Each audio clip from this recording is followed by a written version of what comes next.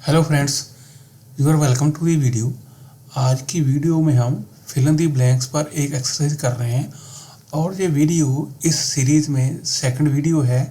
तो आपसे रिक्वेस्ट है, अगर आपने इस चैनल को सब्सक्राइब नहीं किया तो कर लीजिए, सो दैट आपको जो भी वीडियो इस चैनल पर अपलोड होती हैं वो समय पर मिल सकें। फर्स्ट क्वेश्चन है, he to the problem of air pollution in his speech. वो स्पीच दे रहा था, उसमें उसने जो एयर पोल्यूशन की प्रॉब्लम है उसके बारे कुछ किया। क्या किया?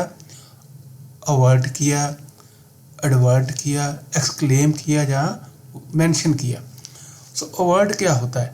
अवर्ट होता है जब आप किसी बैड घटना को बचा लें, उसको होने से बचा लें।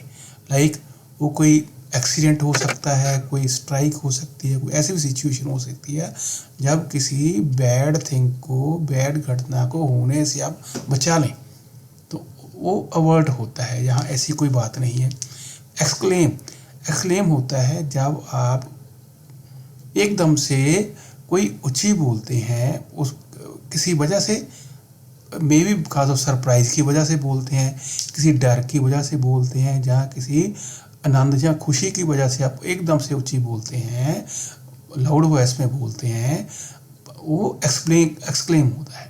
और मेंशन, मेंशन तो आपको पता ही है, आप किसी के बारे में कोई बात करते हैं, किसी को उल्लेख करते हैं, कहीं मेंशन होता है। तो एडवर्ट क्या होता है? एडवर्ट का मीनिंग एडवर्टाइजमेंट भी होता है, और एक मीनिंग होता है जब आप कोई स्पीच दे रहे हो, जो लिख रहे हो, आप अपने माइंड को किसी और सब्जेक्ट पे ले जाएं, किसी और चीज़ को या रेफर करें या साइट करें। तो यहाँ पे क्या आ रहा है? He adverted to the problem of air pollution in his speech. जब वो स्पीच दे रहा था, उसने जो एयर पोल्यूशन की प्रॉब्लम है उसको रेफर किया, उस पर अपना ध्यान लगाया, उस पर अटेंशन दी, उसके बारे में कुछ बोला। ही adverted to the problem of air pollution in his speech. Rohan is so magnanimous that he is always to help others. Magnanimous क्या होता है? जिस लार्ज हार्टेड, जिसका बड़ा दिल हो, जो दरिया दिल आदमी हो, एक जेनरस, जिसका बड़ा दिल हो, दरिया दिल हो, जो जेनरस हो। रोहन इज सो मैग्नेनिमस, वो इतने बड़े दिल वाला है, इतना दरिया दिल है, that he is always to help others. दूसरों की हेल्प करने के लिए ऑलवेज क्या रहता है? ईगर रहता है, लेजी रहता है, रिलैक्टेंट रहता है, जहाँ इग्नोरेंट रहता है। लेजी जो सुस्त होता है, जिसका काम करने को दिल, रिलैक्टेंट जिसकी काम करने की इच्छा ना हो, जो कोई काम करना ना चाहे, हेसिडेंट हो, आनाकानी करे, जो काम करने का इच्छुक ना हो, और रिलैक्टेंट होता है। इग्नोरेंट जिसको किसी चीज़ का कोई ज्ञान ना हो, अज्ञानी जो होता है। ईगर, ईगर होता है जो उत्सुक हो, इच्छुक हो, जो किसी काम करने के लिए बहुत ही तत्पर हो, बहुत ही तैयार हो कोई चीज़ करने के लिए। तो यहाँ पे क्या आना है? Eager. Rohan is so magnanimous that he is always eager to help others. There are books on computer science in your school library, so you need to purchase them from the market. तो आपकी school library में जो computer science की book, computer science है, उसके ऊपर books हैं। A few हैं, ए लिटिल हैं, फ्यू हैं, या द फ्यू है। सो आपको क्या करना है? You need to purchase them. तो आपको किताबों को परचेज करने की ज़रूरत है। मीन आपकी लाइब्रेरी में बुक्स नहीं है, तभी आपको किताबें खरीदने की ज़रूरत पड़ेगी। तो ए फ्यू क्यों होता है? ए फ्यू होता है कुछ, स्मॉल क्वांटिटी। तो ए फ्यू, और ए लिटिल भी कुछ होता है, स्मॉल क्वांटिटी होता है। तो ए फ्यू हम यूज़ करते हैं जो काउंटेबल नाउन के लिए, ए लिटिल करते हैं अनकाउंटेबल नाउन के। फ्यू होता है ऑलमोस्ट निल, और द फ्यू जब हम कोई, आपने पहले फ्यू के बारे में बात की हो तो उसके बारे में दोबारा बात करनी होता है फ्यू। तो ए फ्यू और ए लिटिल प्लेयर मैंने एक वीडियो भी बना रखी है, उसका लिंक इस वीडियो के डिस्क्रिप्शन में है, आप उसको देख लीजिए। तो यहाँ पे क्या निकलता है? फ्यू का मतलब almost nil,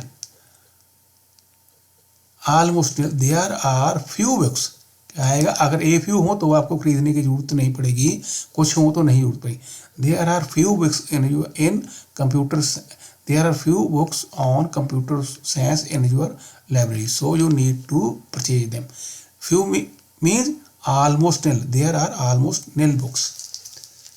Catholics and Protestants have a long history in Northern Ireland, but both communities came together to build the Monument of Peace. तो कैथोलिक्स और प्रोटेस्टेंट्स ये दो कम्युनिटीज़ हैं नॉर्दर्न आयरलैंड की, दे हैव लॉन्ग हिस्ट्री। वो किसी चीज़ की long history है, किसकी लॉन्ग हिस्ट्री है, कॉन्टेस्ट की है, एग्रीमेंट की है, ट्रूस की है या कॉन्फ्लिक्ट की है। तो बट आगे क्या आ रहा है, but both communities came together. But क्या होता है, जब बट का एक कंजंक्शन है, बट दो क्लासेस को ज्वाइन करता है, जोड़ता है, और जो दो क्लासेस का मीनिंग अपोजिट हो, कंट्रास्ट हो, उल्टा विरोधी मीनिंग हो, तब बट चूज किया जाता है। तो यहाँ पे क्या है, both communities came together mean इससे पहले वो टुगेदर नहीं थी। क्या थी, लॉन्ग हिस्ट्री ऑफ कंटेस्ट। तो कंटेस्ट क्या होता है, कंटेस्ट कोई प्रतियोगिता होती है जहाँ कंपटीशन होता है, उसको कंटेस्ट कहते हैं। एग्रीमेंट आपकी सहमति हो किसी चीज़ पर। ट्रूस होता है जब दो लड़ने वाली धिरें, दो पार्टियाँ या दो एनिमीज जब आपस में लड़ाई करते हैं, लेकिन वो उसको लड़ाई को बंद करने के लिए एग्रीमेंट कर लें, उनके बीच कोई समझौता हो जाए, एग्रीमेंट हो जाए लड़ाई को बंद करने के लिए, उसको ट्रूस कहते हैं। कॉन्फ्लिक्ट मीन्स होता है जब लड़ाई होती है कोई दो ग्रुप्स के बीच, दो पार्टियों के बीच, जब कोई झगड़ा हो, कोई लड़ाई हो, विरोध हो, उसको कॉन्फ्लिक्ट कहते हैं। तो यहाँ पे क्या है, the Catholics and Protestants have a long history of conflict. उनके दोनों के बीच बहुत लंबी लड़ाई की बहुत लंबी हिस्ट्री है, परंतु वो पीस का मॉन्यूमेंट ऑफ पीस बनाने के लिए, स्मारक, मॉन्यूमेंट मीन्स स्मारक चिन्ह, पीस का मॉन्यूमेंट बनाने के लिए वो इकट्ठे हुए। National war memorial is to our armed forces. जो क्या है, नेशनल वार मेमोरियल इस क्या है, डेडिकेटेड है, डिवोटेड है, ऑनर्ड है, जहाँ इंस्क्राइब्ड है। इंस्क्राइब क्या होता है, जब आप किसी लिखते हैं किसी पत्थर पे या मार्बल पे, स्टोन पे लिखते हैं, उसको खुदाई करके लिखते हैं, उसको इंस्क्राइब कहते हैं। ऑनर, जब किसी की आप बहुत ज़्यादा रिस्पेक्ट करते हैं, वो ऑनर होता है। डिवोटेड, जब आप किसी के प्रति बहुत ज़्यादा लॉयल हो, वफादार हो, या किसी को बहुत ही आप प्यार करते हो, डिवोशन होती है किसी के प्रति। और डेडिकेट क्या होता है, डेडिकेटेड एक तो होता है आप अपने काम के प्रति जब कमिटेड हो, बहुत ज़्यादा संजीदगा हो, बहुत ज़्यादा कमिटेड है, तब डेडिकेटेड यूज़ करते हो। और डेडिकेटेड जब आप कोई बुक लिखते हो, आप किसी ना किसी को डेडिकेट करते हो, समर्पित करते हो, या कोई बिल्डिंग बनाते हो जो किसी को डेडिकेट करते हो। तो यहाँ पे किसकी बात हो रही है, तो नेशनल वार मेमोरियल, ये किसी मेमोरियल की बात हो रही है, is dedicated to our armed forces.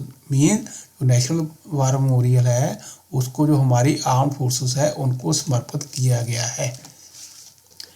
A painting competition was held in the colony and Kavya was winner. Colony में पेंटिंग कंपटीशन करवाया गया और काव्या को विनर क्या किया गया, पब्लिसाइज किया गया, सपोज किया गया, डिक्लेयर किया गया या डिस्क्राइब किया गया। तो पब्लिसाइज क्या होता है, जब किसी चीज़ की पब्लिसिटी करते हैं, लोगों को उसके बारे में बताते हैं, पब्लिसाइज करते हैं, इट्स उनको बताया जाता है, मे बी पेपर में या किसी तरह भी उसकी पब्लिसिटी करके, एडवर्टीजमेंट करके। सपोज, जब आप किसी चीज़ को मानते हैं या अज्यूम करते हैं वो सच है या नहीं, सपोज करते हैं, अज्यूम करते हैं, वो सपोज होता है। डिस्क्राइब, आप किसी चीज़ का व्याख्या करते हैं, उल्लेख करते हैं, तो वो डिस्क्राइब होता है। डिक्लेयर्ड, अब यहाँ पे क्या आना है, डिक्लेयर, जब कोई कंपटीशन होता है तो उसमें रिजल्ट डिक्लेयर किए जाते हैं, वो या विनर डिक्लेयर किया जाता है। कंपटीशन में आप विनर को डिक्लेयर करते हैं, पब्लिसाइज नहीं करते, सपोज नहीं करते, डिस्क्राइब नहीं करते, यू डिक्लेयर ए विनर या declare result of A competition. Painting competition was held in colony and Kavya was declared A winner. Reading, good reading the sense of liberal educated mind, जो अच्छी पढ़नी है, अच्छी किताबें पढ़नी क्या करती है, जो लिबरल उदार एजुकेटेड माइंड है, पढ़ा लिखा माइंड है, उसको क्या करती है, उसके बिलीव्स करती है, लीड्स करती है, रिफ्लेक्ट करती है, जहाँ स्टार्ट करती है। बिलीव्स क्या होता है, आपके विचार होते हैं, आपकी आस्था होती है, जहाँ आपकी धारणा होती है वो बिलीव्स होते हैं। यहाँ ये तो आना ही नहीं, जहाँ आपकी वर्ब आएगा। लीड्स, जब आप किसी की अगुवाई करते हैं वो लीड्स होती है। स्टार्ट्स, जो आप कोई चीज़ शुरू करते हैं, शुरुआत। रिफ्लेक्ट क्या होता है, जब कोई आप अपनी परछाई वाटर में देखते हैं, जहाँ आपकी मिरर में देखते हैं, आईने में देखते हैं, वो रिफ्लेक्ट होता है। जब लाइट किसी सतह से लाइट रिफ्लेक्ट होती है, वापस जाती है, अब्जॉर्ब नहीं होती, उसको रिफ्लेक्ट कहते हैं। तो यहाँ यही मीनिंग निकलता है। गुड प्रतिबिंब, इसको हम प्रतिबिंब कह सकते हैं। Good reading reflects the sense of liberal mind. जो गुड रीडिंग है वो क्या है, वो एजुकेटेड उदार माइंड का एक प्रतिबिंब है। जो the burning of effigy of Ravana on Dussehra, the burning of evils, जब हम रावण की एफिजी पुतले को जलाते हैं तो वो किसको करता है, वो बर्निंग ऑफ ईवल्स को, यानी कि सभी बुराइयों को सभी बुराइयों को जलाने को क्या करता है, वो एपिटोमाइज करता है, पर्सोनिफाई करता है, इंटेंसिफाई करता है, या सिंबोलाइज करता है। एपिटोमाइज माने एपिटोम से, एपिटोम क्या होता है, perfect example of A quality और टाइप ऑफ थिंग। किसी क्वालिटी की, किसको आप जब परफेक्ट एग्जाम्पल कहते हैं क्वालिटी या टाइप की, तो उसको हम एपिटोमाइज कहते हैं। फॉर एग्जाम्पल, हर पेंटिंग एपिटोमाइज होना चाहिए, एपिटोमाइज, हर painting epitomise the beauty of nature. उसकी जो पेंटिंग बनाती है इतनी ब्यूटी, वो नेचर की ब्यूटी को उसकी परफेक्ट एग्जाम्पल है। तो पर्सोनिफाई क्या होता है, if a particular idea is personified it is represented in the form of a person. जब हम किसी क्वालिटी या आइडिया को किसी पर्सन की फॉर्म में पर्सोनिफाई करें, बताएं, जैसे we can say Tendulkar पर्सोनिफाइज cricket, ऐसे हम इंडिया में कह सकते हैं। तो इस तरह से इंटेंसिफाई क्या होता है, जब आप किसी चीज़ को और तीव्र बनाएं, जहाँ किसी को तेज करें।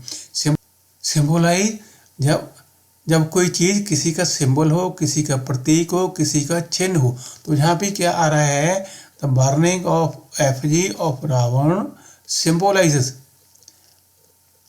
क्या आएगा, the burning of effigy of Ravan symbolises the burning of evil.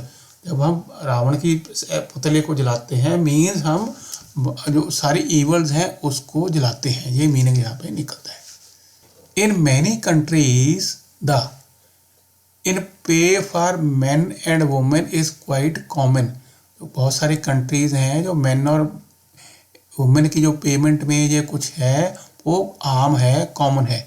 क्या है, women are paid less than man. जो वुमेन को, लेडीज को आदमियों के तुलना में कम पेमेंट सैलरी दी जाती है। तो क्या आना हो सकता है, in many countries the equivalence, disagreement, unlikeliness और डिस्पैरिटी। इक्विवेलेंस क्या होता है, जो इक्वल इन वैल्यू हो या वर्थ हो या फंक्शन हो, जो किसी वैल्यू में या फंक्शन में बराबर हो, इक्विवेलेंस होता है, बराबरता। डिसएग्रीमेंट, जब एग्रीमेंट ना हो, असहमति होती है वो। अनलाइकलीनेस, जो कोई चीज़ होने वाली ना हो, घटने वाली ना हो, जो पॉसिबल ना हो, जो होने वाली ना हो, जहाँ कोई ट्रू ना हो, ऐसी चीज़ हो। तो यहाँ पे क्या ना, डिस्पैरिटी क्या होता है, इनइक्वलिटी, ना बराबरता, ना समानता। जब ना बराबरता हो, ना समानता हो, इनइक्वलिटी हो, तो वो क्या होता है, डिस्पैरिटी होता है।